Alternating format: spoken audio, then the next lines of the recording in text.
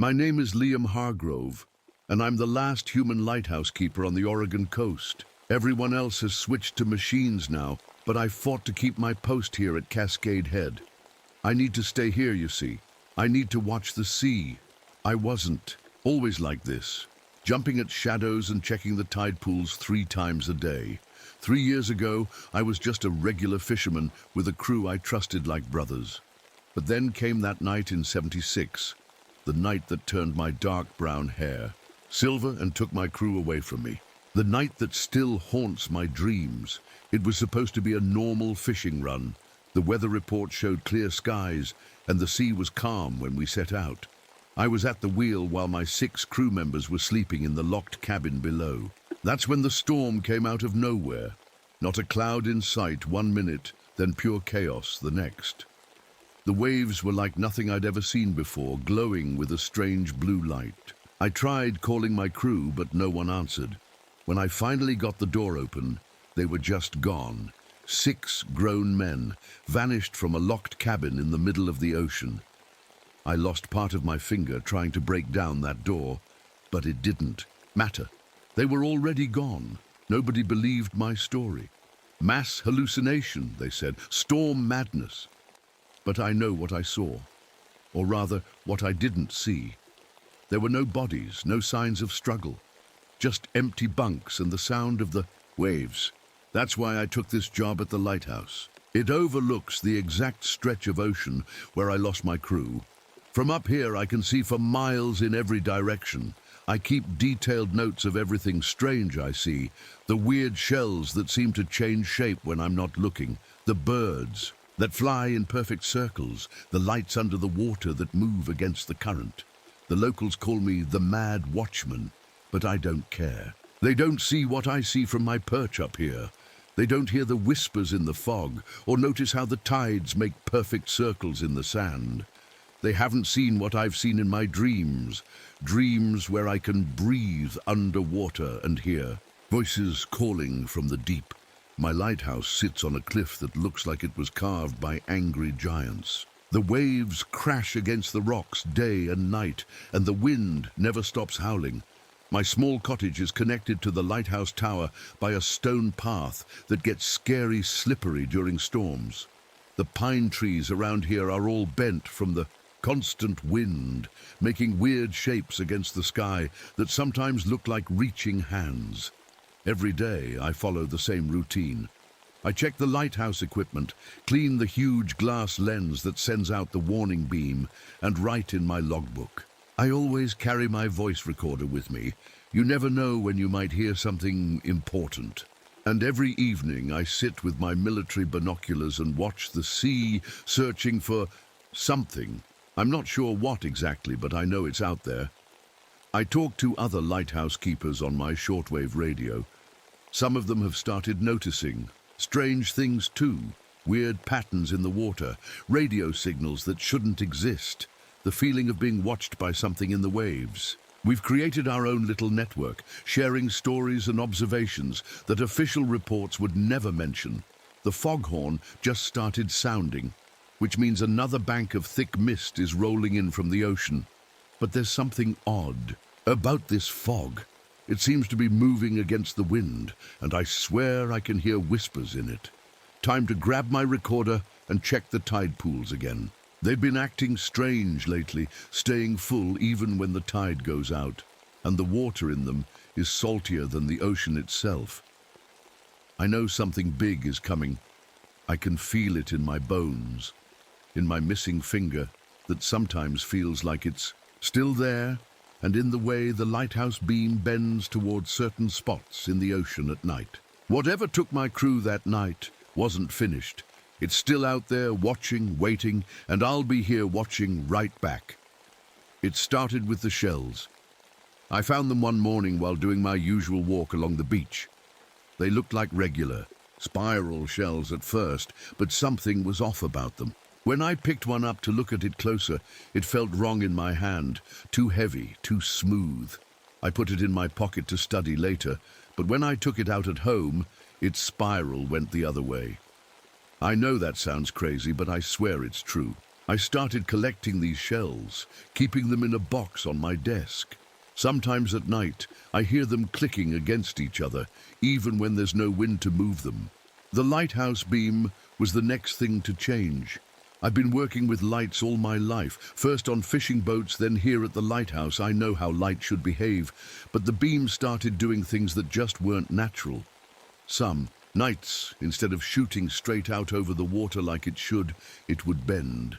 Not by much at first, just a slight curve that you might miss if you weren't paying attention. But I was paying attention. One night, I was checking my logbooks when I found something that made my blood run cold. There were pages filled with writing, coordinates and ocean depths, all in my handwriting. But I don't remember writing any of it. I know every word I put in those books. This was my handwriting, but they weren't my words. Then the birds started dying. I found them on the rocks below the lighthouse, seagulls mostly, but the way they were laid out wasn't natural. They were arranged in perfect circles like someone, or something, had placed them there carefully. And their eyes, well, I'd rather not talk about what happened to their eyes. The worst part was the whispering. It always came on foggy nights, starting so quiet you might think it was just the wind in the walls. But it wasn't the wind. Winds don't whisper names. Winds don't sound like voices you used to know. I started recording everything on my tape recorder. The whispers never showed up on the tapes, but other things did. One night, I caught what sounded like an old radio transmission, a ship's captain, reporting his location. When I looked up the ship's name later, I found out it had disappeared in these waters back in 1962. The tide pools started acting strange too. You see, I know these pools. Been checking them every day for 3 years. They should empty when the tide goes out, but some of them started staying full. I tested the water once. It was saltier than the ocean, which shouldn't be possible. I talked about it with other lighthouse keepers on my radio. Turns out I wasn't the only one seeing weird things. Jack down at Tillamook said his compass stopped working. The needle just spun in circles.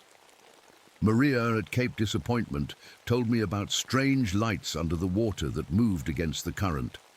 Then one morning, I woke up to find my cottage floor covered in dried salt. But it wasn't scattered. Randomly, it formed perfect circles with what looked like numbers inside them. I copied everything down before cleaning it up. The numbers turned out to be coordinates, all pointing to spots in the ocean where ships had vanished over the years.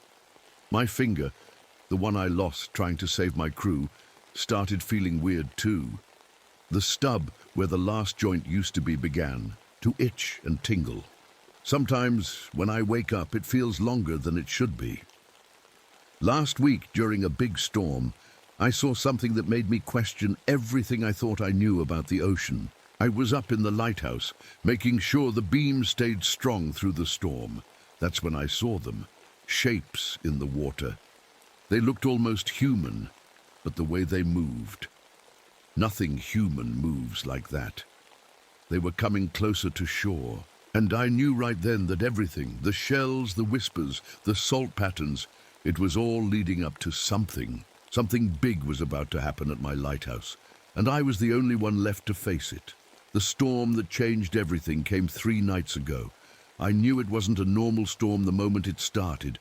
The clouds rolled in too fast, and they moved in perfect circles around the lighthouse. The weather report had promised clear skies, just like that night when I lost my crew.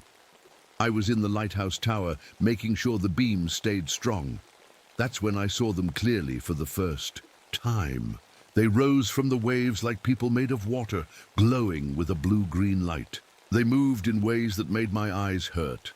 Sometimes fast as lightning, sometimes slow as honey dripping from a spoon. I'm not ashamed to say I was scared, but I couldn't look away. Through my binoculars, I could see them better. They weren't exactly shaped like people, more like someone tried to draw a person using only water and light. Where their faces should have been, they had patterns of glowing dots, like stars reflected in a calm sea. As they came closer to shore, they left something behind on the rocks. It looked like coral, but it was growing right there in the open air. I watched it spread across the rocks, creating beautiful but scary patterns. When I checked the next morning, it was still there, proof that I hadn't imagined the whole thing. That's when they started trying to talk to me. Not with normal voices at first. They would make the fog move in shapes that looked like letters. They could control water in ways I'd never seen, making it flow uphill or hang in the air like curtains. Sometimes they'd make the mist whisper things, but I tried not to listen too closely. I remembered the old stories about sirens who lured sailors to their doom with sweet voices. But then they started using voices I knew, voices that broke my heart to hear. They called out using my crew's voices, sounding exactly like my friends, who disappeared 3 years ago. I heard Mike's laugh, Tony's morning grumble, Sam's singing. They were trying to get me to come down to the water, but I stayed in my lighthouse. I'm not as young as I used to be, but I'm not stupid either. The strangest thing was what happened during the full moon. The creatures seemed stronger then, more solid. Their forms got clearer, and I could have sworn I saw faces I recognized in their watery bodies. That same night, I noticed something odd about my missing finger. The stub was tingling more than usual, and when I looked at it under a magnifying glass, I saw tiny, crystal-like growths where the joint used to be. They can do things to the animals in the water too. I've seen normal fish swim by with extra fins, glowing with that same blue-green light. Once I watched them take control of a whole pod of dolphins, making them swim in geometric patterns that looked like giant symbols drawn on the ocean surface. My electronic equipment doesn't work right when they're near. My phone dies, my radio crackles with strange noises, and even my digital watch goes crazy. But my old pocket watch, the mechanical one my dad gave me, just runs backward when they're close. I've been keeping track of when they appear. It's not random. They come more often during certain moon phases and when the stars are in particular positions. I've got charts all over my cottage walls now, trying to predict when they'll show up next. Last night, something happened that really shook me up. I was checking the tide pools with my flashlight, and one of them called out in my own voice, not from 3 years ago, but my voice as it sounds right now. They've been listening to me, studying me, just as much as I've been watching them. The crystal growth on my finger is spreading. It doesn't hurt, but sometimes it glows in the dark with that same blue-green light. When I touch water now, I can feel things in it. Movements, patterns, intentions. It's like the water itself is trying to tell me something. I know what you're thinking, that I've been alone out here too long, that I'm seeing things. But I've got proof now. The coral-like growths on the rocks, the strange shells that keep changing, and most of all, my finger. Something is happening here at my lighthouse. Something big.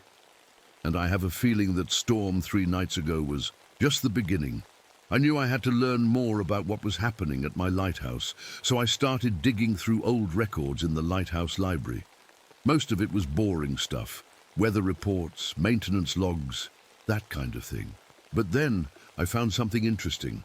A dusty old journal from 1879 written by the first lighthouse keeper here. His name was Thomas Webb, and he wrote about seeing the same things I've been seeing. The glowing shapes in the water, the whispering, fog, even the strange shells. He drew pictures of the crystal growths he found on the rocks. They looked exactly like the ones I've been finding, but here's the really interesting part. He wasn't the only one. Every few years, another keeper would write about similar things. Some quit their jobs and ran away.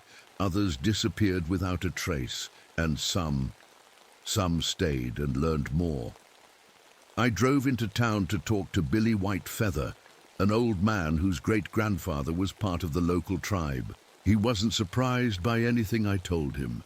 His people had known about this place for centuries. They called this part of the coast the place where the ocean speaks with human tongues. They never built villages near here, and they only fished these waters when they absolutely had to. Billy told me stories about the people of the deep tide who could shape water like we shape clay. He said they weren't evil exactly, just different. They lived in a world that existed halfway between ours and somewhere else, using water as a bridge between the two places. That's when I started noticing something odd about the lighthouse itself. The stone used to build it didn't match the other rocks around here. I did some research and found out that a lot of the building materials came from shipwrecks. Ships that had gone down in mysterious circumstances, with crews that were never found. Then yesterday, while checking the lighthouse foundation for storm damage, I found something hidden behind a loose stone. It was some kind of device, old and crusty with salt, but still solid. It had markings on it that matched the patterns I'd seen the creatures make in the water. The really weird thing, when I brought it up to the tower, the lighthouse beam seemed to pulse in time with marks on the device. I also found an old letter stuffed inside the device. It was hard to read. The paper was fragile and the ink had faded, but I could make out enough. It was written by 3 lighthouse keepers who worked together back in 1925. They had figured out that the lighthouse wasn't just built to warn ships away from the rocks. It was built to keep something else away too.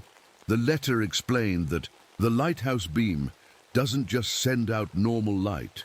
When it hits the water just right, it creates some kind of barrier that the water creatures can't cross easily. That's why they wanted lighthouses all along the coast, not just to protect ships, but to protect the land. But here's the scary part. Modern lighthouses don't work the same way. All the automated ones use different kinds of lights and equipment. My lighthouse is the last one that still has the old-style beam. No wonder they're trying so hard to get me to leave. My radio network of other lighthouse keepers has been sharing more stories too. Jack from Tillamook found similar devices in his lighthouse's basement. Maria at Cape Disappointment discovered old photos showing the same water creatures. Dated 1890. We're all seeing more activity lately, more creatures, more strange events. It's like they're getting ready for something big.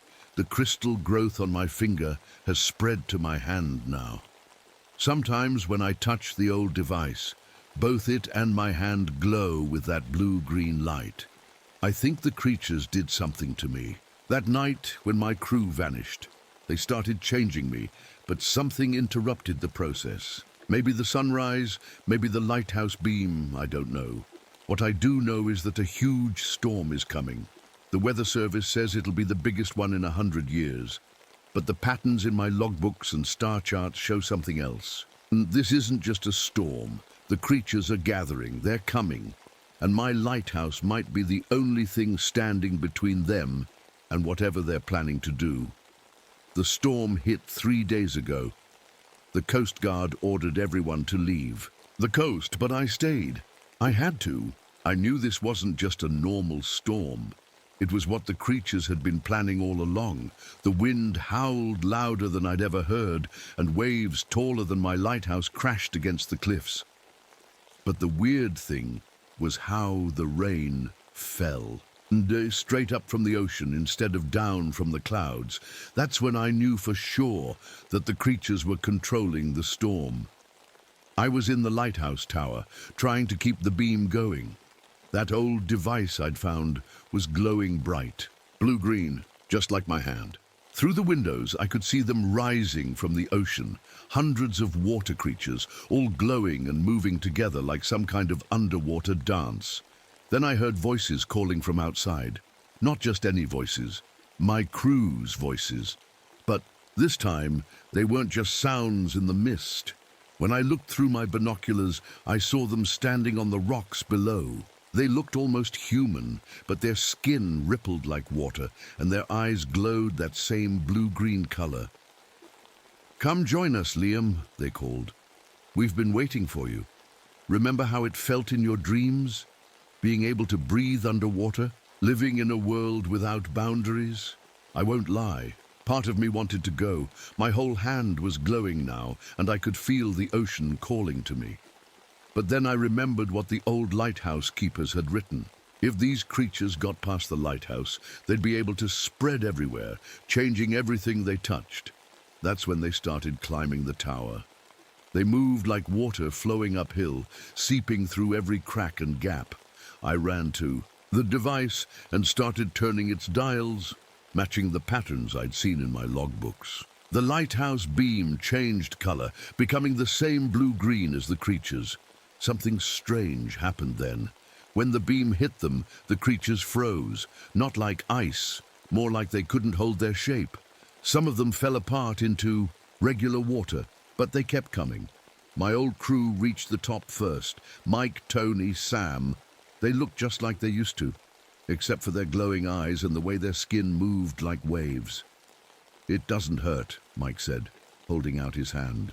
To me, the change. It feels like finally waking up from a long dream. The crystal patterns had spread up my arm by then. When I touched the device, I could somehow understand how it worked, like the knowledge was flowing through the crystals into my mind. I knew what I had to do. I started turning the dials faster, matching them to the rhythm of the waves. The beam began to pulse, sending out rings of light that looked like ripples in a pond. Each pulse pushed the creatures back, but I could feel the lighthouse shaking. It wasn't built to handle this much power. That's when I had to make my choice. My crew was still there, reaching for me, offering me a chance to join them in their endless ocean. Part of me wanted to go, to become something more than human, to live forever in the deep. The crystals on my arm were spreading faster now, and I could feel the ocean's pull, stronger than ever. But I thought about all the other lighthouses that had been automated, about how this was the last line of defense, about all the people in coastal towns who had no idea what was trying to come ashore. I grabbed the device with both hands and turned all the dials to their limits. The beam grew so bright it hurt to look at. The whole lighthouse started to shake. The creatures screamed, not with human voices anymore, but with sounds like waves crashing and ice breaking. The tower's windows shattered. Salt water sprayed everywhere. I saw my crew's faces change, flickering between human and something else. They reached for me one last time, but the beam's power pushed them back toward the ocean. There was a sound like thunder, but 100 times louder. The top of the lighthouse crumbled. I held onto the device as parts of the roof fell around me. The beam shot straight up into the storm clouds, and for a moment everything was quiet. Then the creatures just dissolved. They fell apart into normal water, pouring back into the ocean. The storm broke up. The waves calmed down. By sunrise, everything looked normal again. Well, almost everything. The lighthouse was pretty badly damaged. The top part where the beam used to be was gone. But the strange device was still there, and it still glows sometimes when I touch it. The crystals are still in my arm too, but they've stopped spreading. I see things differently now. I can feel the tides changing and sense storms coming long. Before they hit, sometimes at night I dream of deep water and alien cities. And sometimes, when the moon is full, I see familiar shapes out in the waves watching me. My old crew is still out there, living their endless ocean life. But I'm still here, keeping watch. The lighthouse may be broken, but I've learned there are other ways to keep the barriers strong. The device works better now that I understand it, now that I'm part ocean myself. I still record everything I see. I still talk to other lighthouse keepers on my radio. And I'm teaching others what to watch for, the signs, the patterns, the warnings, because the creatures will try again. Maybe not this year, maybe not for 100 years, but they'll be back. And when they do, someone needs to be ready. Someone needs to keep watching the waves.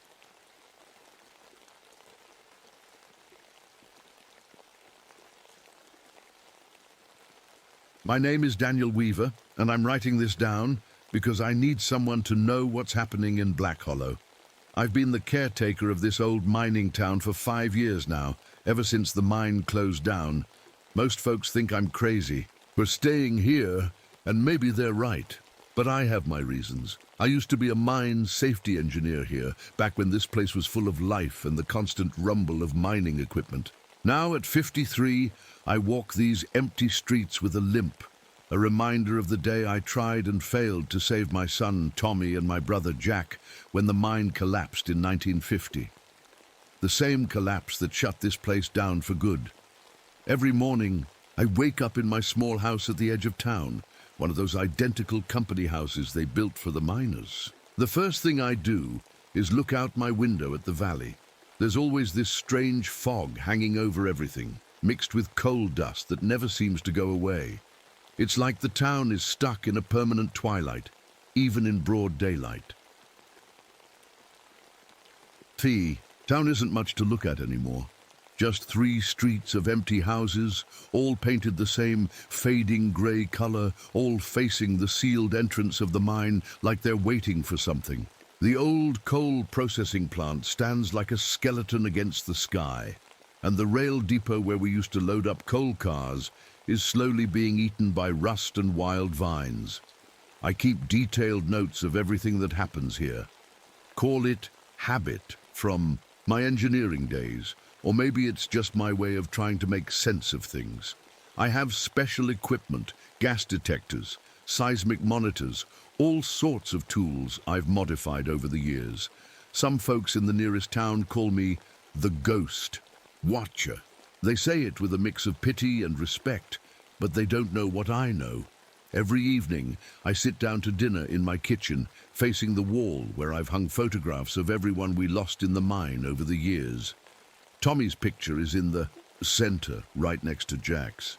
Sometimes I talk to them while I eat. It's not as lonely as it sounds, or maybe it is, but I stopped caring about that a long time ago. I have to use an oxygen tank sometimes when I'm walking around checking things.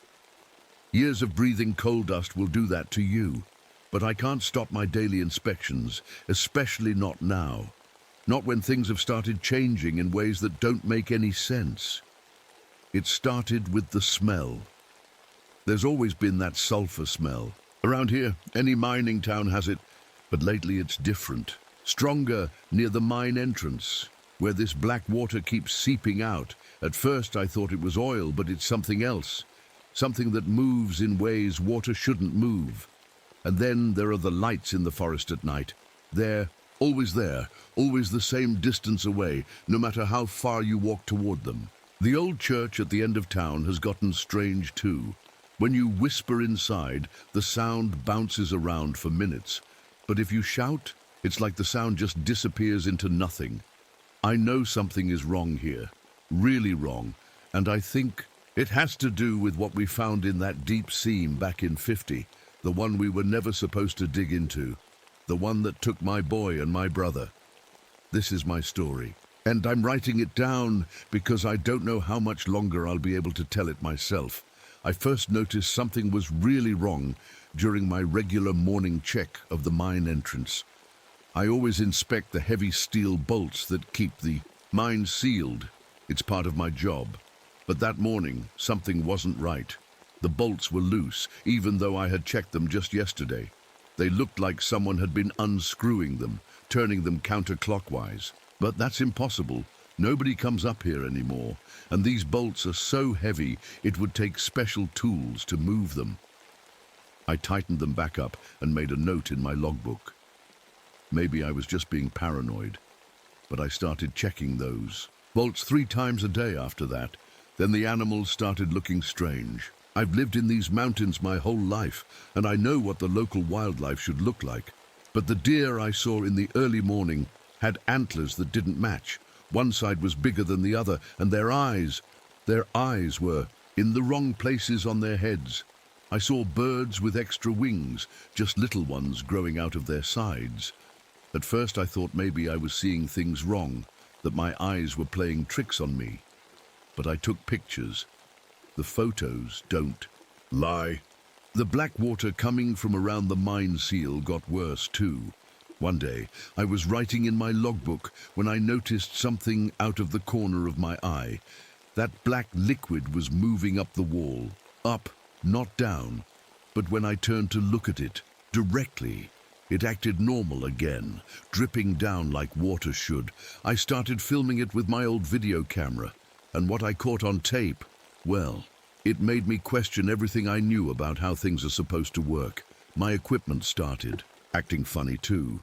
The gas detectors would show impossible readings, saying the air was full of carbon monoxide in one spot, but somehow still breathable.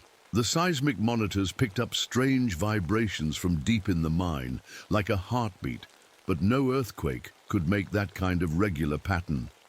The few people still living in town started having the same dream. They'd tell me about it at the general store, the only place still open around here.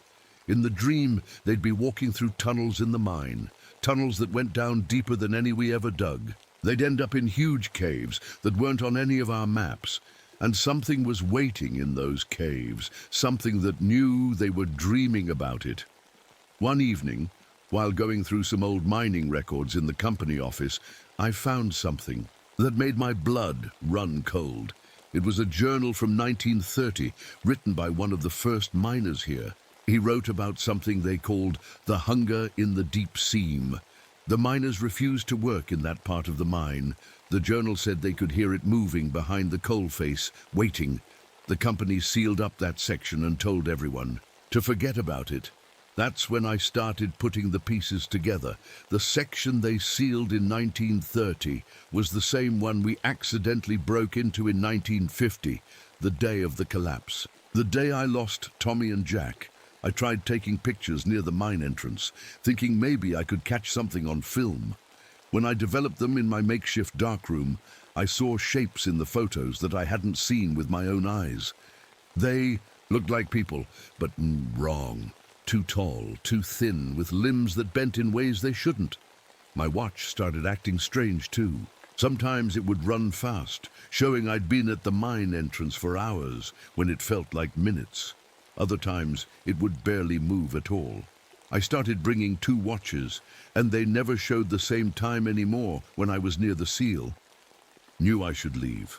Any sane person would have packed up and never looked back, but I couldn't. Not with Tommy and Jack still down there. Not with whatever this thing was threatening to get out. And then one night, it did get out. That's when everything got so much worse. It happened on a Tuesday night. I remember because I always checked the mine seal twice on Tuesdays. The fog was thicker than usual, and my flashlight beam seemed weaker, like something was eating the light. Before it could reach very far, I was tightening those loose bolts again when I saw it. At first, I thought someone had spilled oil near the seal. There was this black, shiny puddle spreading out across the ground. But then it moved. Not like water moves downhill, but like it knew where it wanted to go. I stood there frozen, watching this thing that looked like liquid darkness flow out of a crack near the seal. My flashlight beam just disappeared when I pointed it at the stuff. Not reflected, not scattered, just gone, like the light was being swallowed up. The air got cold, colder than it should be even in these mountains. My temperature gauge showed numbers dropping faster than natural. That's when I noticed the smell, like rotten eggs mixed with something else, something that made my nose burn. Then I heard Tommy's voice. "Dad? Dad, help me, I'm stuck down here." It sounded exactly like him, exactly like that day in 1950. My heart nearly stopped. I knew it couldn't be Tommy. I'd seen what was left after the collapse, but that voice... I backed away, and the black stuff followed me. It moved like it was curious, reaching out little streamers of darkness that twisted in the air. When they touched a dead leaf on the ground, the leaf turned black and crumbled into dust. My equipment went crazy. The gas detector started beeping all sorts of warnings, then just died. My camera turned on by itself, but when I checked, later it had recorded nothing but static. I tried to take a sample of the stuff, wearing my thickest gloves. But when I got it home and looked at it under my microscope, I saw something that made me drop the slide. There were these tiny black threads in it, like hairs too small to see with the naked eye. And they were moving, trying to grow into whatever they touched. It got worse over the next few days. The thing, I started calling it the dark in my notes, kept coming out at night. It would take over small animals sometimes. I saw a raccoon one night moving all wrong, like a puppet being pulled by strings. The next morning, I found what was left of it. just dry skin and bones, with its insides turned to black powder. If you looked right at the dark, really focused on it, it would show you things. Visions. I saw endless tunnels stretching down into the earth, heard screams echoing from deep below, felt the weight of miles of rock pressing down. These weren't just hallucinations. They felt like memories, but not my own. I started wearing my oxygen mask all the time near the mine, not just because of my bad lungs, but because I noticed something. The dark had trouble affecting things that were sealed up. It needed direct contact, but the worst part was that it remembered. It knew things about Tommy and Jack that only they would know. It would whisper their last words, things I never heard because I wasn't with them when it happened. That's when I realized we'd never understood what really caused the collapse in 1950. We didn't just break into an old sealed tunnel that day. We broke into its prison. The next few weeks were like a nightmare that wouldn't end. The dark got stronger, and I think I know why. It fed on fear and sadness, and there was plenty of both in Black Hollow. Mrs. Chen from the general store was the first to disappear. Her daughter found the store unlocked one morning. The lights on, but no sign of Mrs. Chen, just a trail of black residue leading toward the mine. When the police came, they found her apron covered in that same black powder I'd seen before. I knew I had to warn the others, the few families still living here. But how do you tell people that there's a thing made of living darkness killing their neighbors? They'd think I was crazy. Still, I had to try. I went door to door, telling them to leave town. Some laughed, some looked scared. Old Bill Thompson was the only one who seemed to believe me. He said his grandfather, one of the first miners here, used to tell stories about the thing in the deep seam that hungry miners would hear calling their names. That night, there was a small earthquake. Not unusual for mining country, but this one was different. When I checked the mine seal the next morning, I found long cracks spreading out from it. The dark was seeping through faster now, and I couldn't stop it. I went deeper into my research, looking through old mining records, trying to understand what we were dealing with. In the back of a filing cabinet, I found something interesting. Papers from before the mining company came. They were letters from local Native American tribes to the government, warning them not to dig here. They called this place the Mountain. That hungers. The dark was getting bolder. It didn't just come out at night anymore. People started seeing strange shadows in broad daylight. The remaining families finally started to leave, packing up their cars and driving away. Some never made it. We found their empty cars on the mountain roads, covered in that black residue. I spent my nights studying the thing, trying to find its weaknesses. I noticed it didn't like sunlight, not direct sun, but the kind that's filtered through clouds or trees. It would break apart in diffuse light, like fog burning away in the morning. But it always came back.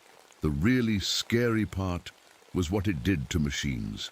Anything electronic would go haywire around it. But it wasn't random. The dark was learning. It figured out how to turn on radios to speak with different voices, how to make phones ring with calls from dead people. One day, I found my old mining tools arranged in a circle deep in the woods. Tools that should have been locked in my shed. They were set up like some kind of message, pointing towards something. When I followed the direction they pointed, I found an old entrance to the mine that wasn't on any map. That's when I understood. The mine tunnels weren't just tunnels. They were more like veins, spreading out from something bigger, something that had been down there for who knows how long. And now it wanted out. I started coughing up black stuff in the mornings. When I looked at it under the microscope, I saw those same tiny moving threads. The dark was getting inside people, changing them from the inside out. I wondered how much of me was still me, but I couldn't leave, not yet. Because every night I heard Tommy and Jack's voices getting clearer, and sometimes I could almost see them in the darkness reaching out to me. Part of me knew it was a trap, but another part thought that maybe, just maybe, There was still something of them left down there. I had to know the truth, even if it killed me. The day everything changed started with a sound like thunder, but underground. The whole valley shook, and I knew what it meant. The mine seal had finally broken. I grabbed my emergency bag. I'd kept it packed for weeks, put on my oxygen mask, and headed to the mine entrance. The seal was completely shattered, broken steel bolts scattered everywhere, like someone had just popped a giant cork. The dark was pouring out, not in drops or streams anymore, but like a flood of living shadow. The cold hit me first. My breath came out in clouds even though it was summer. I had a plan. I'd spent weeks studying the old mine maps, marking all the tunnels and air shafts. The dark might be strong, but it still followed some rules. It needed the tunnels to spread, like blood needs veins. If I could block the main passages deep inside the mine, I might be able to trap it again. But first, I had to get past it. I switched on my helmet light and started down into the mine. The beam barely cut through the darkness. It was like trying to shine a flashlight through tar. The old wooden support beams were covered in black, stringy growth that looked like mold, but moved when you watched it. "Daniel." The voice echoed from deeper in the tunnel. It wasn't Tommy or Jack this time. It was my own voice. "Why are you fighting this? Don't you want to see your family again?" I kept walking, checking my map with shaking hands. The main tunnel split ahead. Left went to the old workings. Right led to the deep seam, where we'd lost everyone. The dark was thicker here, swirling around my legs like black smoke. My oxygen tank hissed steadily. Thank God I'd thought to bring it. Through the mask, I could smell something burning, like matches and rotten meat mixed together. Then I saw them, Tommy and Jack, standing at the tunnel split. They looked just like they had that last morning. Tommy in his favorite red shirt, Jack with his lucky mining helmet. But their eyes were like holes filled with moving shadows. "Dad, why did you let us die?" Tommy's voice was exactly the same. "You knew something was wrong with the mine. You knew, but you didn't stop us from going down." The dark pulled at my clothes, trying to get through. Black threads crept up my boots, searching for a way in. The guilt and grief I'd carried for 5 years rose up like a wave trying to drown me, but that's when I remembered something important, something I'd learned watching this thing. The dark used the truth to hurt you, but it could only use the parts you already believed. I had blamed myself for Tommy and Jack's death for so long that it could use that pain against me. "You're not my son," I said, my voice shaking but strong. "And you're not my brother. They're gone. And you're not getting out of this mine." The figures melted, black liquid running down to join the darkness at my feet. But now it was angry. The walls themselves seemed to pulse, and chunks of rock started falling from the ceiling. The dark rose up in a wave, trying to swallow me whole. I ran toward the deep seam, pulling out the map-marked explosives I'd hidden in my bag. The dark followed, just like I knew it would. It thought it was chasing me, but I was leading it exactly where I needed it to go. Down in the deepest part of the mine, where the tunnels all came together, I set my trap. My hands worked quickly, placing the charges where the support beams met the walls. Years of mining experience guided my fingers even as the darkness pressed closer. The dark showed me more visions. The whole town dying, the shadow spreading. Across the country, through old mine tunnels, everything being swallowed up. But I kept working. I had one chance to make this right. When the last charge was set, I looked up to see the darkness had formed into something massive, a shape like a mountain made of shifting shadows. And in that moment, I finally understood what we'd really found down here. We hadn't just dug too deep. We dug into something that had been waiting to be found. I stood there, facing the massive shadow thing, with my finger on the detonator. My oxygen tank was running low. I could hear the warning hiss getting weaker, but I just needed a few more minutes. "You can join them, Daniel," it said, using all their voices at once. Tommy's, Jack's, Mrs. Chen's, and others I'd known. Stay with us in the dark. We've been so lonely. The darkness reached for me with dozens of flowing black arms. Behind, and them, I could see faces forming and dissolving in the shadow. Faces of everyone the dark had taken. Some were screaming, some were smiling. All of them were wrong. They're not really here, are they? I asked, though I knew the answer. You just keep their memories, like taking pictures of people and pretending they're real. The dark swirled, faster, angry that I'd figured it out. What difference does it make? It asked. The memories are real. The love is real. Stay with us, and you'll never be alone again. That's when I understood something else. This thing, this ancient creature of darkness, it was lonely. Maybe it had always been lonely, trapped down here for who knows how long until we dug our way in. But that didn't make it right. That didn't give it permission to hurt people, to take them, to use their memories like puppets. I am sorry, I said, and I meant it. But this ends now. I pressed the detonator. The explosions came in a chain, just like I'd planned. The first. Blast shook the tunnel, and rocks started falling. The dark screamed, a sound like metal grinding on metal, and tried to grab me. But I was ready. I turned on all the lights I'd set up earlier, the ones powered by my emergency battery. The dark pulled back, its shape breaking apart in the sudden brightness. The tunnel was really coming down now. Support beams snapped like twigs. The walls cracked open, showing more tunnels behind them, natural caves that went down forever. I ran, but not toward the exit. I ran deeper toward the last chamber. The dark followed, just like I knew it would. It thought it was chasing me, but really, I was leading it away from the surface, down into the deepest part of the mine. The final explosion was the biggest. The whole mountain seemed to shake. Rocks crashed down, tons of them, closing off the tunnels that led to the surface. The dark roared, realizing too late what I'd done. I'd trapped it down here, but I'd trapped myself too. The battery lights flickered and died. In the pitch black, I felt the dark surrounding me, but it was different now, quieter, almost respectful.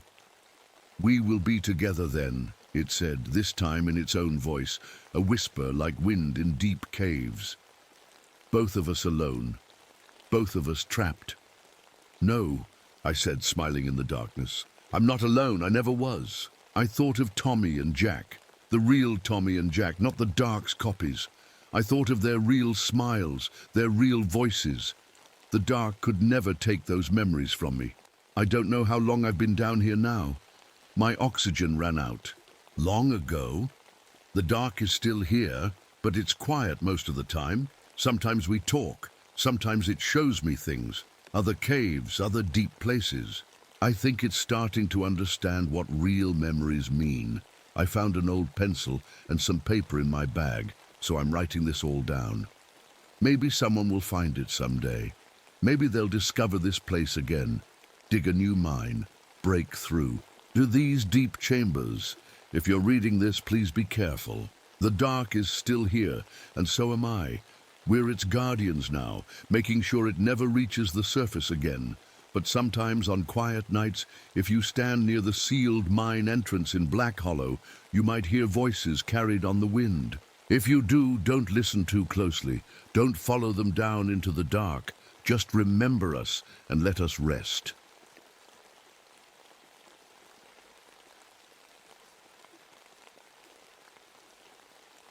My name is Eleanor Palmer, and I'm about to tell you a story that still gives me chills every time I think about it.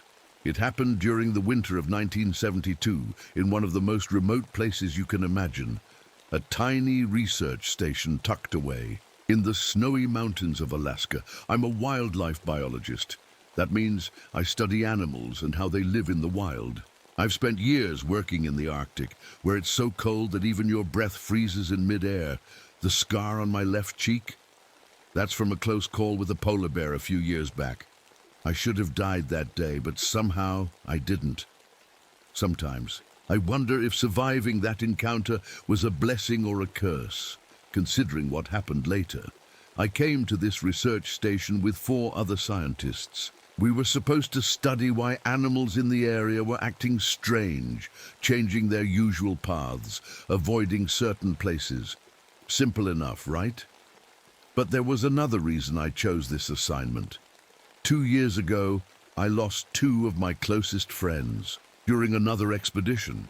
Right before they died, they reported seeing things that shouldn't exist. Things that matched exactly what was happening here.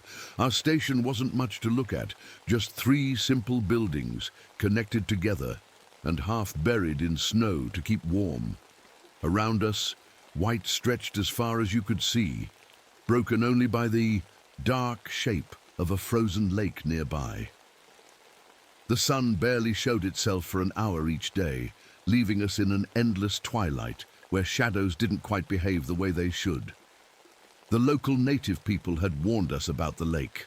They said it was just thin skin over something that should not wake. I should have listened more carefully to those words. We all should have.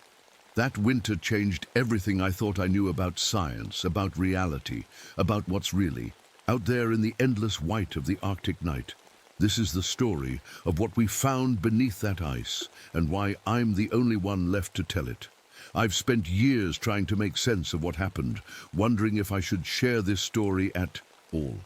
But people need to know. They need to understand that sometimes, in the most remote corners of our world, there are things waiting in the dark. Things that have been sleeping for a very, very long time, and sometimes they wake up. This is what happened during the winter of 1972, when something stirred beneath the ice of that lonely Alaska lake. Something that had been watching us all along. Let me start from the beginning, from the first day we noticed the tracks, the massive tracks that came up from a hole in the ice, tracks that shouldn't have been possible because the lake was frozen solid, or at least we thought it was. I remember that morning so clearly. It was just another dark winter day, or at least it started that way. Mike, our team's meteorologist, was the first one to spot the tracks. He came running into the kitchen while I was having my morning coffee. "Eleanor, you need to see this," he said, his breath coming out in quick puffs. His face was pale, and not just from the cold. I followed him outside, flashlight in hand. In the Arctic winter, it's dark most of the time, with just a brief hour of grey twilight around noon. The beam of my light swept across the snow, and that's when I saw them. Huge tracks leading from the lake to the hills beyond. They were unlike anything I'd ever seen, and I'd spent 7 years studying Arctic wildlife. "What do you think made them?" Mike asked, his voice shaking slightly. I shook my head. "Nothing I know of. And Mike, look at where they start." Our lights followed the tracks back to their source, a perfectly round hole in the lake's ice, a hole that shouldn't have been possible. You see, at this time of year, the ice should have been at least 6 feet thick. Nothing could break through. That, but something had. Back inside, I gathered the team.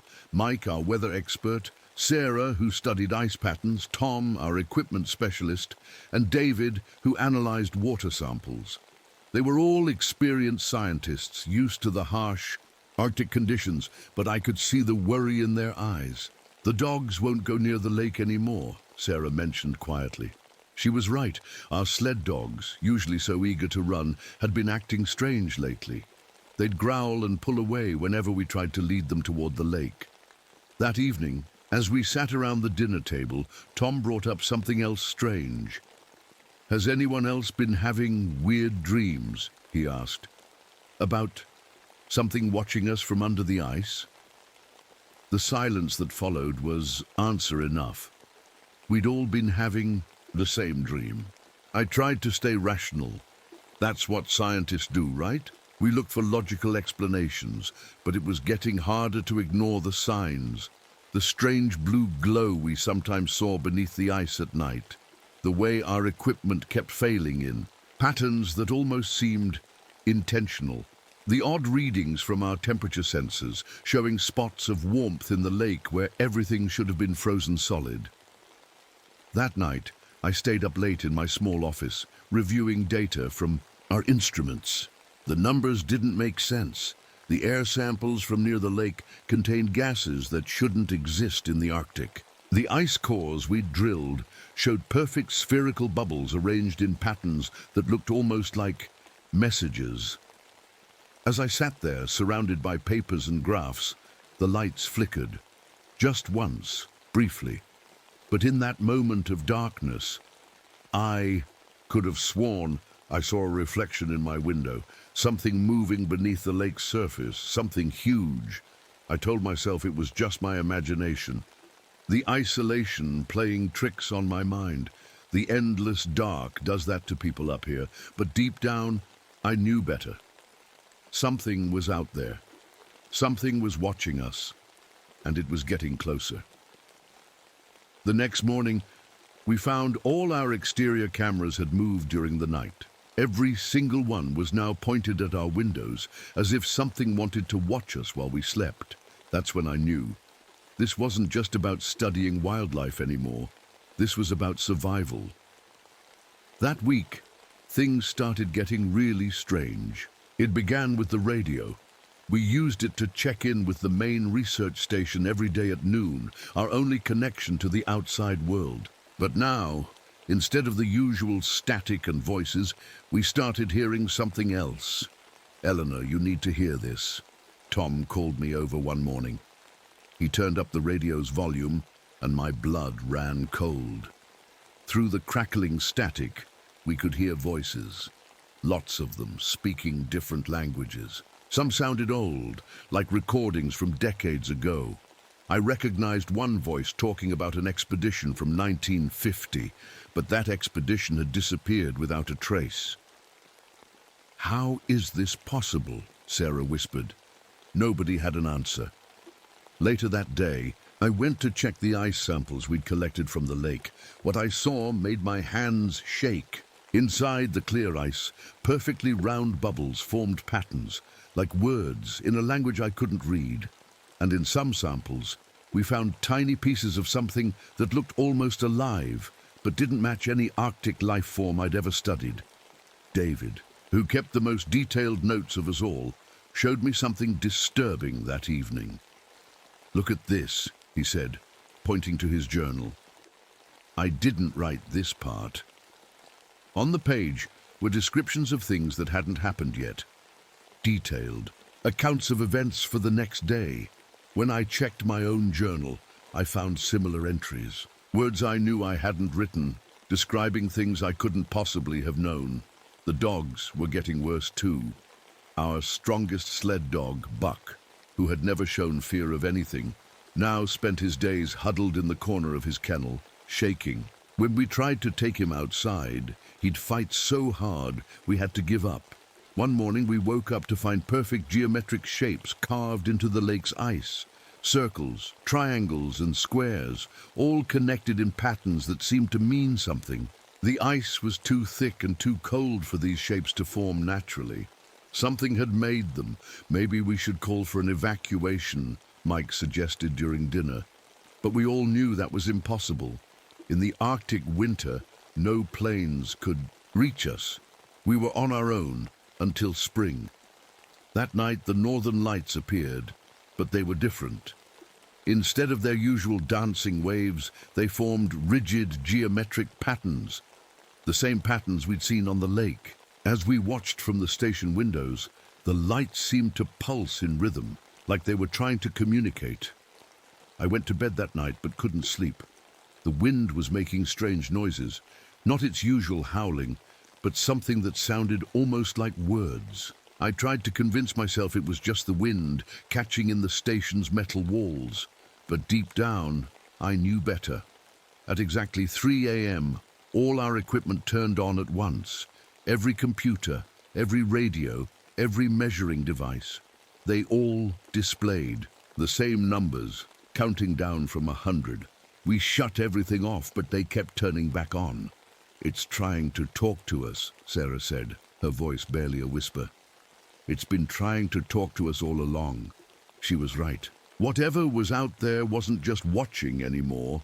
It wanted to communicate, but what did it want to say? The answer came sooner than we expected, and in a way none of us could have prepared for. Because the next morning, during a powerful geomagnetic storm that turned the sky green and purple. We saw it for the first time, and nothing in my years of scientific training could have prepared me for what came up through that ice. The storm hit us hard that morning.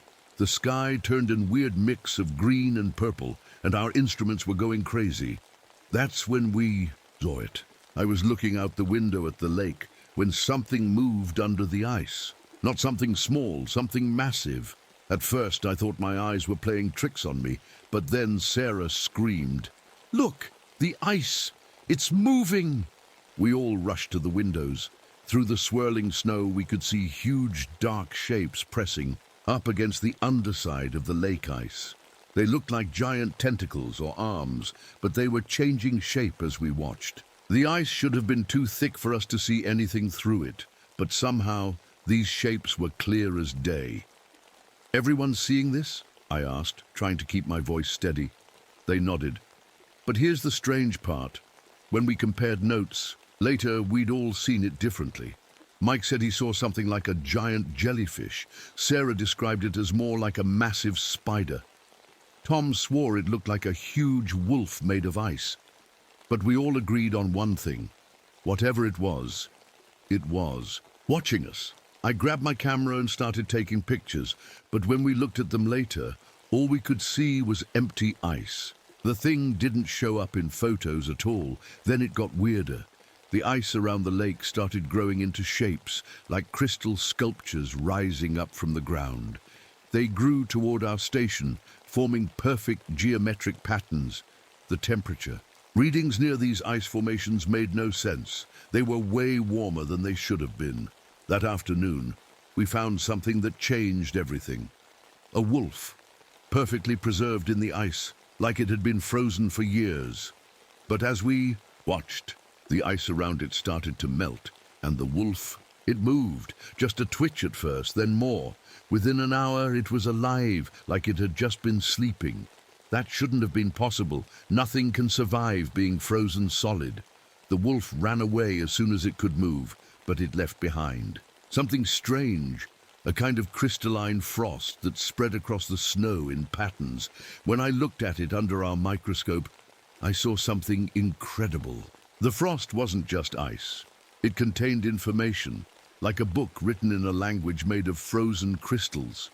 "It's studying us," I said during our team meeting that night. "Everything we've seen, the patterns, the equipment acting up, even our shared dreams, it's all been tests, it's learning about us." "But why?" David asked. "What does it want?" Before anyone could answer, all the lights went out. In the darkness, we heard a sound, like ice cracking, but musical somehow, like it had a pattern to it. When I checked the temperature readings later, I realized the sound had been made by tiny changes in temperature, forming a mathematical sequence. It was trying to talk to us. That's when we discovered something else. There were little holes in the ice all around our station, each one perfect and round, like someone had drilled them. But these holes went through solid metal and concrete too. Through these holes we could sometimes see something moving, watching us. We were being observed, just like we'd been observing the Arctic wildlife. But now we were the ones being studied. Tom found it hardest to handle. "We need to get out of here," he kept saying. "This isn't natural. None of this is natural." But I knew we couldn't leave, not just because of the storm, which hadn't let up for days now, but because I was starting to understand something. This thing, whatever it was, had been here for a very, very long time, and it had been waiting for someone to find it. What we didn't know then was that it had already decided what to do with us. And that night, as the storm got worse and the ice sculptures grew closer to our station, it made its first real move. That night, the storm got worse, much worse. The wind howled so loud it shook our whole station, and the temperature dropped, lower than we'd ever seen it, way below what our thermometers could even measure. But this wasn't a normal Arctic storm. "The storm's moving in a circle," Mike said, pointing to his weather maps. "It's staying right on top of us. That's impossible." He was right. The storm was trapping us here, and I had a terrible feeling about why. Around midnight, we heard a sound that made my heart stop, a loud crack from the direction of our supply building. Tom and I grabbed our flashlights and carefully made our way through the connecting tunnel to check it out. The beam of my flashlight showed ice crystals growing right through the walls, like frozen fingers reaching inside. But worse than that was what we found in our food storage room. Everything was frozen solid. Even the cans had burst open, all our food ruined in minutes. "It's trying to starve us out," Tom whispered. Back in the main building, things got even scarier. Sarah was trying to send an emergency message on our radio when she suddenly stopped talking mid-sentence. When I turned to look at her, she was staring at her hands. They were covered in a thin layer of frost, the same kind of frost we'd seen spreading patterns in the snow outside. "It's so cold," she said, her voice shaking. "But I can hear it thinking." Before we could reach her, she collapsed. When we got her to the medical room, her skin was ice cold, but her mind was burning with fever. She kept mumbling about numbers and patterns and things moving in the dark. David was next. We found him in his room, surrounded by pages and pages of writing. The words weren't in any language we knew, but they matched the patterns we'd seen in the ice perfectly. When we tried to wake him, his eyes opened, but they were clouded over with that same crystalline frost. "They're not dead," I told the others as we huddled in the main room. "Whatever this thing is, it's absorbing them somehow, learning from them." "How do you know?" Mike asked. I pointed to our computer screens.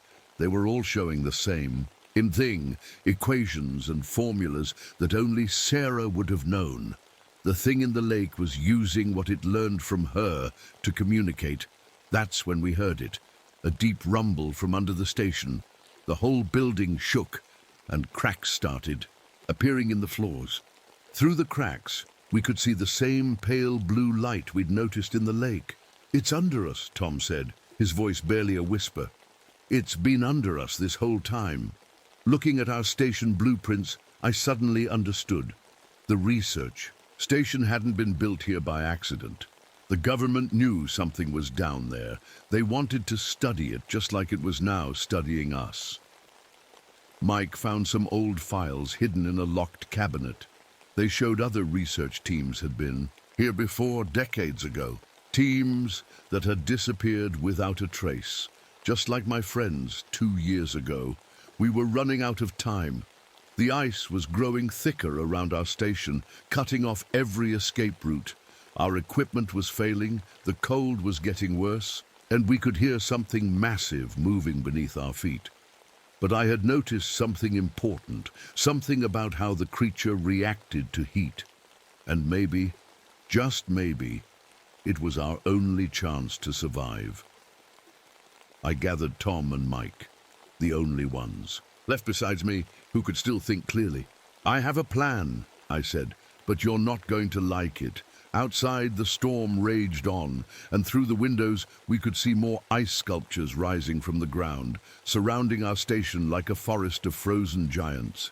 We had to act fast, because now we knew. We weren't dealing with just some unknown Arctic creature. We were dealing with something that had been waiting down there for thousands of years. Something that was finally ready to wake up completely, and we were its alarm clock. I gathered Tom and Mike in my office and laid out my plan. "Every time we've used the emergency flares or the heaters, the ice formations pull back," I explained. "This thing, whatever it is, doesn't like heat.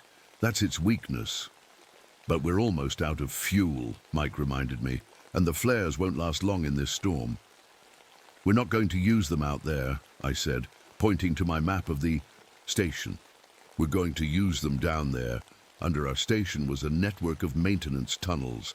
They'd been built to check on the foundation and pipes. Those tunnels were now filled with ice that connected directly to whatever was moving beneath us.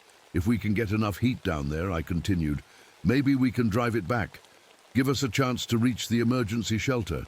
The shelter was a small building about a mile away, stocked with enough supplies to last until help could arrive. Tom looked at the map, then at me. "This is crazy, Eleanor. We'd have to split up. Some of us would need to set the charges while others get the fuel lines ready.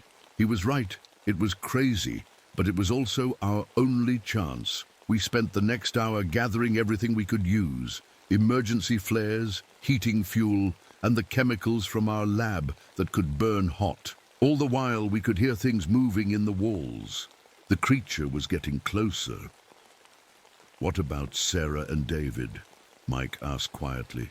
I shook my head. "We'll try to save them if we can, but..." I couldn't finish the sentence. We all knew. They might be too far gone. Just then, the lights went out completely. In the darkness, we heard a new sound, like ice cracking, but much louder than before. And it was coming from right above us. "It's starting," I whispered. "Everyone know what to do?" They nodded. Our plan was simple. Tom would take half the flares and fuel to the east tunnel. Mike would take the rest to the west tunnel. I would go to the control room and redirect all power to the heating systems. We'd set everything off at once, hoping to create enough heat to drive the creature back. "If this works," I told them, "we'll have maybe 5 minutes to get out and reach the shelter. If anyone doesn't make it out in time..." "We keep running," Tom finished. He understood. We couldn't risk stopping. We split up. The hallways were freezing now, and that strange frost was everywhere, forming patterns on the walls that seemed to watch us as we moved. I could hear Mike's footsteps heading one way, Tom's going the other. In the control room, I started rerouting power. My fingers were so cold they could barely move the switches. That's when I heard Sarah's voice behind me. "It wants to show us something, Eleanor." I turned. Sarah stood in the doorway, but she wasn't really Sarah anymore.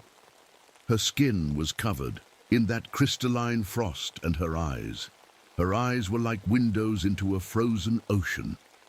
"There's so much knowledge down there," she said, her voice strange and echoing. "So many secrets. It's been waiting so long to share them." "Sarah," I said quietly, "what happened to the other research teams? The ones that disappeared?" She smiled and frost crackled around her lips. "They're still here, still learning, still becoming more, like I am." She took a step toward me. I grabbed my last flare. "Don't make me do this," I whispered. That's when the ceiling began to crack. The ceiling exploded inward in a shower of ice and metal. I dove under the control panel just in time. When I looked up, the night sky was visible through a massive hole above me, and something was coming through it, something huge and shifting, made of ice and darkness. "Now!" I screamed into my radio, hoping Tom and Mike could hear me. "Do it! Now!" I slammed down the power controls and lit my flare. Sarah, or what used to be Sarah, stepped back from the heat, her icy skin crackling.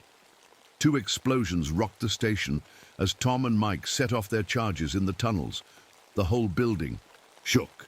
The temperature gauge on the wall started climbing as all our remaining fuel and power poured into the heating systems. The thing coming through the ceiling pulled back slightly, its giant shapes twisting away from the waves of heat, now pulsing through the station. But it wasn't enough. We needed more heat. That's when I heard Mike's voice on the radio, crackling with static. "Eleanor, the east tunnel collapsed. Tom's trapped down there." I looked at the temperature readings. The heat was working. The creature was retreating. But if we stopped now, we'd lose our only chance. "Mike, get to the shelter," I ordered. "I'll get Tom." "Eleanor, don't," he started. But I shut off the radio. I ran through the crumbling hallways, dodging falling pieces of ceiling.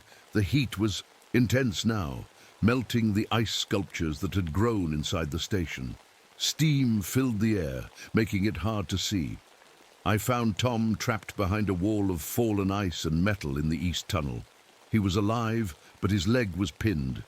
"The charges," he said through gritted teeth, "still have half of them." I looked at the undetonated flares and fuel cells he was carrying. Then I looked at the ice wall behind him, which I knew led straight down to the lake, to the heart of the creature. That's when I knew what I had to do. "I'm sorry, Tom," I said, pulling the remaining charges from his pack. His eyes widened. Eleanor, no! But I was already running deeper into the tunnel toward the center of the lake. Behind me, I could hear the creature moving, following me. The walls of the tunnel were alive with shifting shapes and patterns of frost.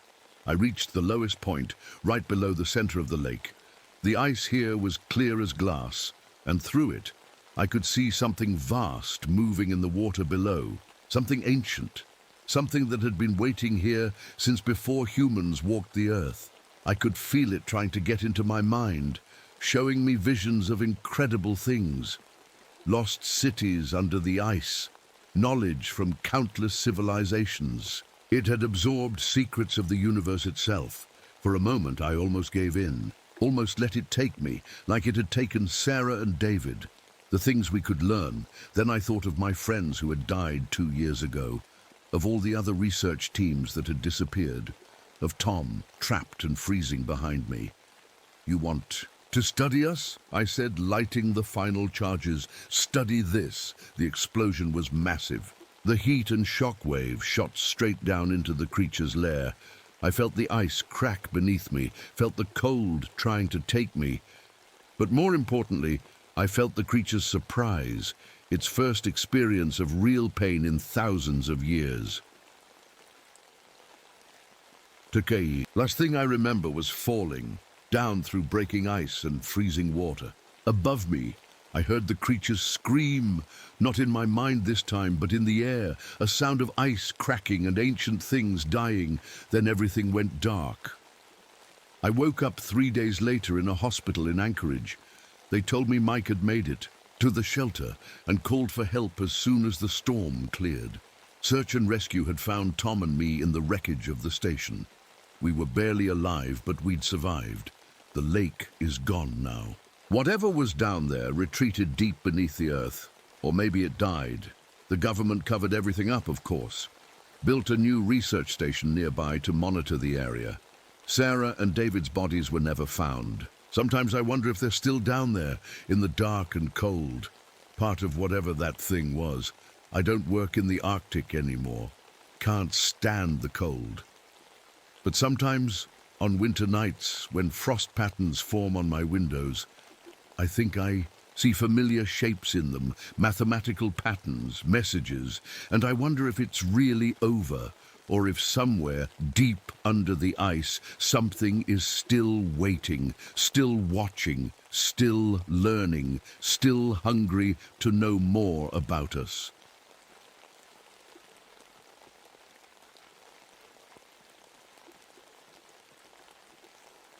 My name is Malcolm Rhodes, and I'm an archaeologist. That means I study old things that people left behind long ago. I'm 44 years old now, but the story I'm about to tell you happened back in 1988, when I was leading a dig in New Mexico. A dig is what we call it when we carefully uncover ancient places to learn about the people who lived there.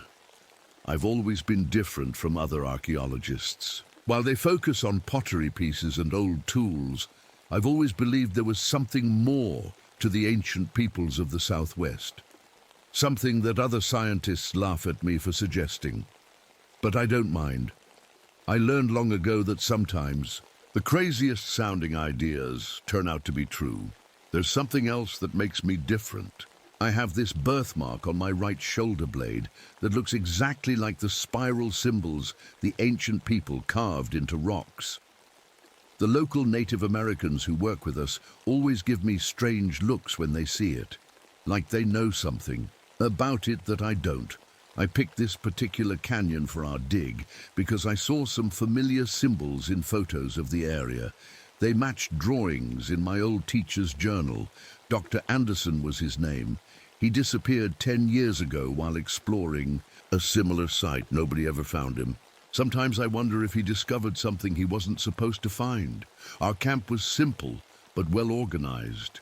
We had one big tent in the middle where we studied our findings, surrounded by smaller tents where we slept. All around us, the red canyon walls rose up high into the sky, dotted with ancient homes carved right into the rock. These cliff dwellings, as we call them, were abandoned hundreds of years ago. Or at least, that's what we thought at first. From the very beginning, something felt off about this place. The air smelled like sage and dry earth, which was normal for the desert, but there was also this weird metallic smell near some of the old rock carvings. And the ravens, they weren't just ordinary birds. Every day, at exactly the same times, they would gather on specific ledges and watch us work. It was like they were studying us, but the strangest thing was the sound. You know how when you shout in a canyon, you hear an echo? Well, in some spots of our canyon, there was no echo at all, just perfect silence. In other spots, your voice would echo back way more times than it should. My scientific equipment was acting weird too. The machines that measure magnetic fields kept showing strange readings coming from caves we hadn't explored yet. At night, things got even stranger. The stars looked too bright, like someone had turned up their brightness. And if you looked at a group of stars and then looked away, when you looked back, they seemed to be in slightly different positions. Even the dry riverbed that ran through the canyon would sometimes have wet patches that appeared and disappeared without any rain. I knew we were about to uncover something big, something that would either prove all my crazy theories right, or, well, I tried not to think about the or. I just didn't know then how big that something would turn out to be, or how it would change my life forever. The first few days of the dig were normal enough. But then things started happening that made me question everything I thought I knew about science, history, and reality itself. This is the story of what we found in that canyon, and why some places should maybe stay buried in the past.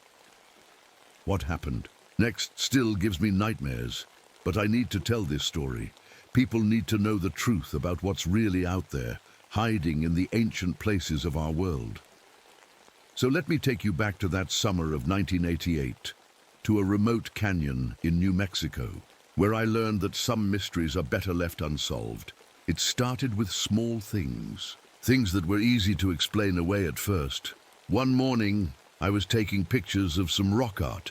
That's what we call the paintings ancient people left on cave walls. I'd been photographing this one drawing of what looked like a person with strange, long fingers. I took several photos, making sure to capture every detail.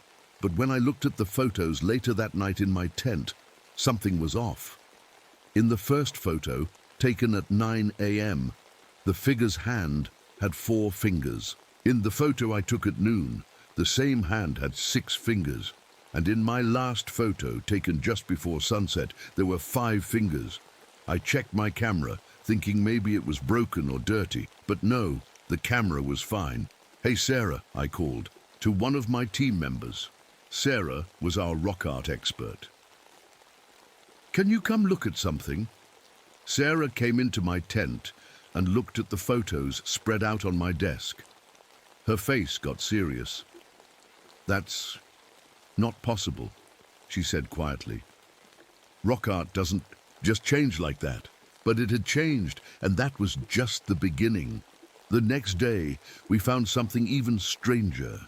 We always mark off our dig sites with string and little flags, making perfect squares in the dirt so we know exactly where everything is. That morning, all our careful markings were exactly as we'd left them, but inside one of the squares, there were footprints. My footprints. The thing is, I hadn't walked in that square. We're very careful about that. It's one of the first rules of archaeology. You don't walk where you're going to dig. And these footprints started in the middle of the square, like I had just appeared there, walked a few steps, and then disappeared. "Maybe someone copied your boots," suggested Mike, our newest team member, but I knew that wasn't it. These prints showed a worn spot on the left heel that matched my boots perfectly. They were my footprints. I just had no memory of making them. That night, I wrote everything in my journal like I always do. Writing helps me think clearly, but when I flipped back through the pages to check something, I found an entry I didn't remember writing. It described a chamber deep in the cliff that we hadn't discovered yet. A round room with strange symbols on the walls and a stone table in the center. The writing was definitely mine. I'd know my messy handwriting anywhere, but I hadn't written it. I couldn't have written it. We hadn't found any round chambers yet. At breakfast the next morning, Maria, one of our diggers, mentioned having a strange dream. I was in this round room, she said, stirring her coffee. There were weird symbols on the walls, and this stone table in the middle. I dropped my spoon. 5 other team members looked up suddenly. They'd all had the same dream. That's when I knew. Whatever was happening in this canyon, it wasn't just about changing rock art and mysterious footprints anymore. Something was trying to show us something, or maybe trying to lead us somewhere. I looked up at the canyon walls towering above our camp. Somewhere in those cliffs was a round chamber we hadn't found yet, and something wanted us to find it. Just wish I had known then what finding it would cost us. The next morning, I gathered everyone in the main tent. Maps and photos covered the big table in the middle. We need to find that round chamber, I said. It has to be here somewhere. We split into teams of 2. Nobody was going to explore alone after everything that had happened. I paired up with Joe, one of our local workers who had grown up in the area. Joe was quiet, but he knew these canyons better than anyone. My grandfather used to tell stories about this place, Joe said as we walked. His voice was barely above a whisper. He said, there were people who lived in the walls. Not normal people, people who could walk sideways. I was about to ask what he meant when our radios crackled. It was Sarah's voice, but something was wrong. The words came through backwards, like a tape playing in reverse. Then silence. Sarah? Mike, do you copy? I called into my radio. Nothing but static. Then faintly, we heard singing. It sounded like many voices, but they were singing in a language I'd never heard before. Joe grabbed my arm. Listen, he said. But he didn't mean the radio. From somewhere in the cliff wall beside us came a sound like falling sand. Except the sand wasn't falling down. It was flowing upward against gravity. We followed the sound to a crack in the rock. It was narrow, but we could squeeze through. The passage beyond was dark, but our flashlights showed old handprints on the walls. They were strange handprints. Some had too many fingers, others seemed to bend in impossible ways. Dr. Rhodes, Joe said, his light beam shaking slightly. Look at this. He was pointing at a handprint that seemed to move when you didn't look, directly at it, and there was something else. A fine, sparkly dust was floating in the air. It looked like crushed mirror pieces, but instead of falling to the ground, it swirled in patterns that looked exactly like the spiral birthmark. On my shoulder, the temperature dropped suddenly. Our breath came out in clouds, even though it was summer in the desert. And then we heard it, a sound like someone whispering right inside our heads. Malcolm Rhodes, the voice said. It wasn't speaking English, but somehow I could understand. We have been waiting for you. Joe's flashlight beam caught something ahead of us. The passage opened into a larger space, a round space, with symbols on the walls, and in the center, a stone table. We had found the chamber from our dreams, but we weren't alone in it. The sparkly dust was moving faster now, gathering into a shape. A human shape, but not quite human. It moved like water, like smoke, like something that didn't quite belong in our world.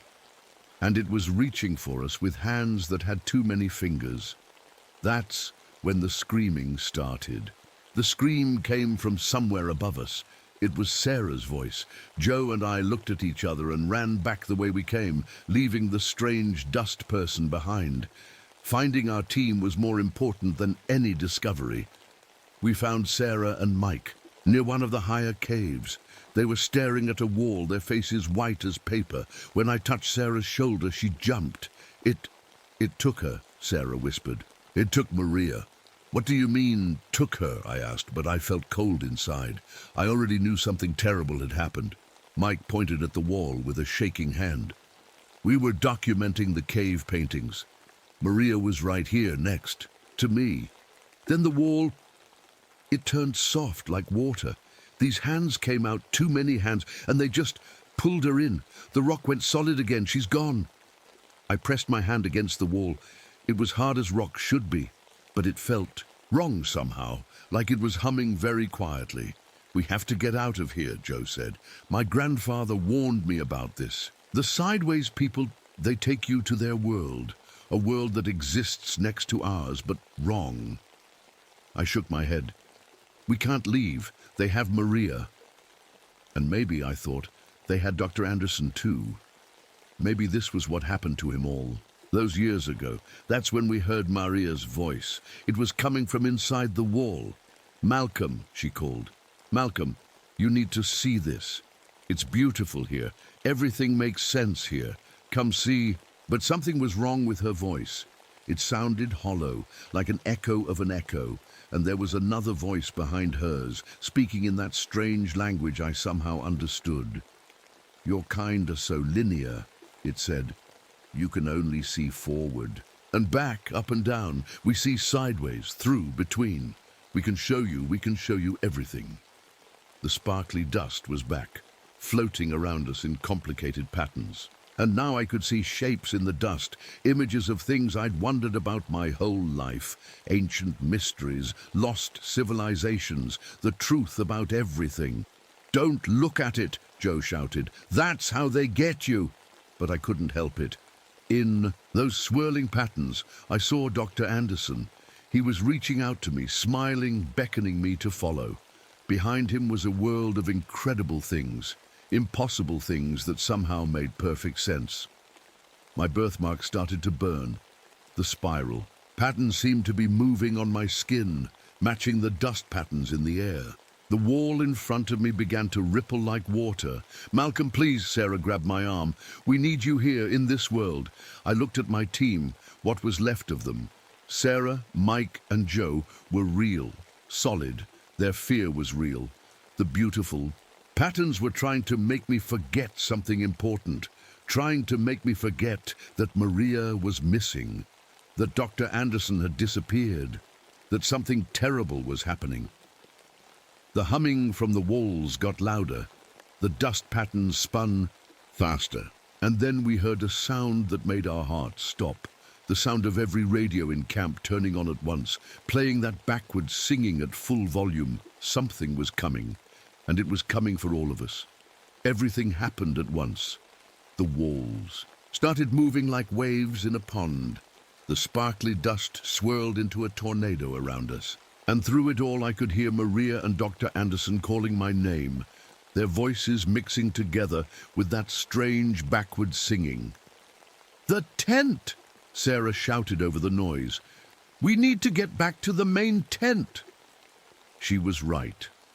All my research was there, including Dr. Anderson's old journal. Maybe there was something in it that could help us, something he'd discovered before he disappeared. We ran. The way back to camp seemed longer than it should have been. Shadows moved in impossible ways around us, and every echo sounded like whispered words. The entity, I knew now that's what it was, followed us like a storm cloud made of glittering dust. Inside the main tent, I grabbed Dr. Anderson's journal and flipped through it frantically. The last few pages were filled with drawings of spirals, the same pattern as my birthmark.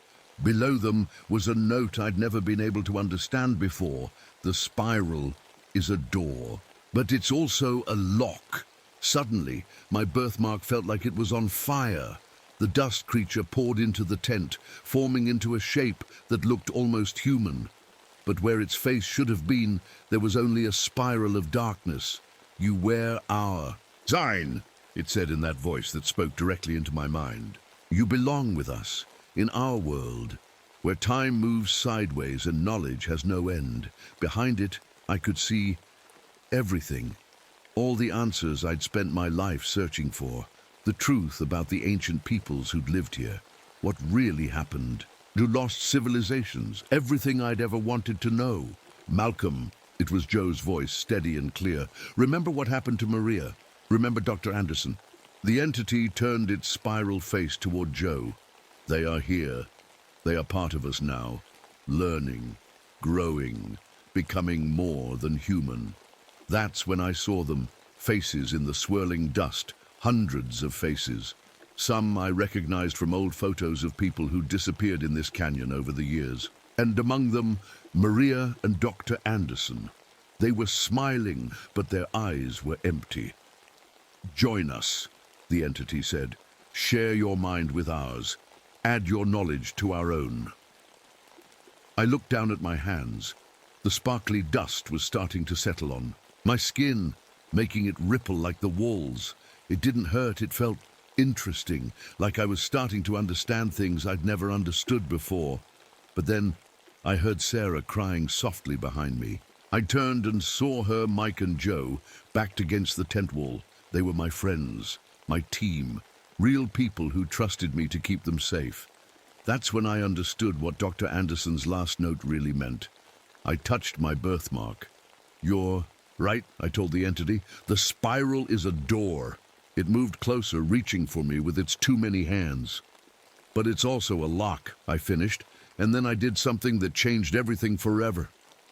I pressed my hand hard against my birthmark and started speaking the words I'd seen in the ancient cave paintings. Words I somehow now understood. With each word, my birthmark grew hotter, like a brand against my skin. The entity stopped moving. The dust swirled faster, and those strange hands reached for me desperately. "Stop!" it commanded. "You don't understand what you're giving up." But I did understand. I was giving up every answer I'd ever wanted, every mystery I'd hoped to solve, the chance to know everything. "Malcolm, please," Dr. Anderson's voice called from within the swirling dust. "Don't do this. Stay with us." Tears ran down my face, but I kept speaking the words. My birthmark was glowing now, shining through my shirt with a bright blue light. The spiral pattern began to spin, like a key turning in a lock. The entity screamed, not in pain, but in frustration. "We offered you everything!" "No," I said, my voice shaking. "You offered me answers, but you took people, real people with families and lives. You took my friend, you took my teacher." The dust creature started to break apart. Through its swirling form, I could see faces changing. Maria, Dr. Anderson, all those lost people.